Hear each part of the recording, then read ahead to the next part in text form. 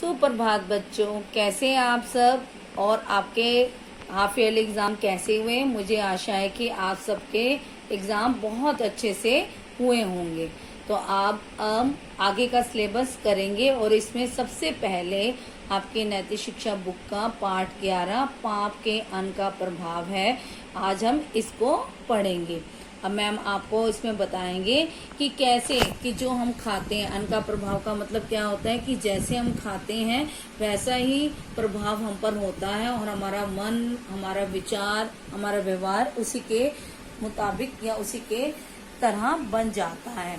अब इसमें क्या होता है, एक साधु था और वह किसी वन में एक वृक्ष के नीचे छोटी सी कुटिया बनाकर रहता था। लेकिन उस साधु की कीर्ति अर्थात उसका यश उस देश जिस वन में वह रहता था उस देश के राजा के कानों तक भी पहुंची और वह उस साधु के पास गए और वह उनसे इतना प्रसन्न हुए कि उन्होंने उसे अपना गुरु मान लिया और उन्होंने साधु को अपने साथ नगर चलने की प्रार्थना की। पहले तो वह साधु नहीं माने, परंतु जब राजा ने उन्हें बार बार कहा तो वह महल में उनके साथ रहने के लिए चले गए। 3 मास बीतने पर, 3 मास का मतलब है 3 महीने तक वह उस राजा के महल में ही रहे।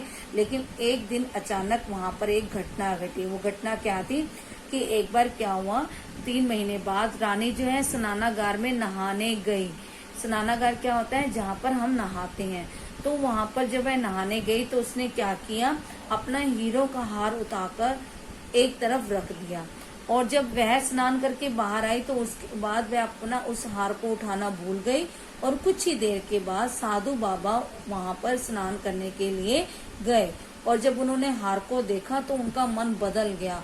उन्होंने क्या किया, जल्दी से उस हार को उठाया और छुपाकर राजभवन से बाहर निकल गए तथा वह उस हार को लेकर एक विशाल वन की ओर चले गए ताकि किसी को भी इस बारे में पता ना चले या राजा के सैनिक उनसे पकड़ ना पाए।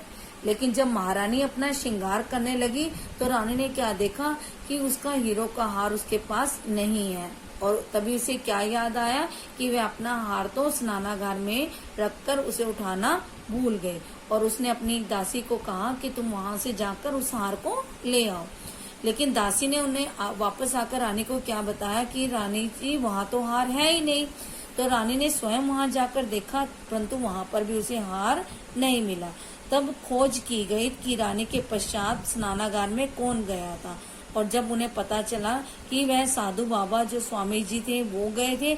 जब उनको पूछने के लिए बुलाया गया तो पता चला कि स्वामी जी का कहीं कोई भी निशान नहीं, अर्थात वह साधु उन्हें महल में नहीं मिला।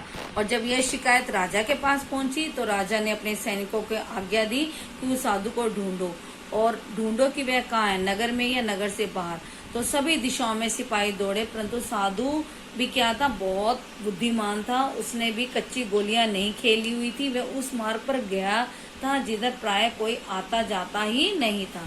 सारा दिन इधर उधर वह भागता रहा लेकिन जब उसे विश्वास हो गया कि अब उसे कोई नहीं पकड़ सकता तो वह थककर एक पेड़ के नीचे बैठ गया और जब वो बैठा तो थोड़ी देर के बाद उसे भूख लग गई और भूख लगने पर उसने क्या किया, कंदमूल जंगल में तो कंदमूल ही खाने को मिलते हैं ना, तो ढूंढे और भाग्य से उसे ऐसा कंदमूल मिला जिसके खाने से उसका पेट खराब हो गया।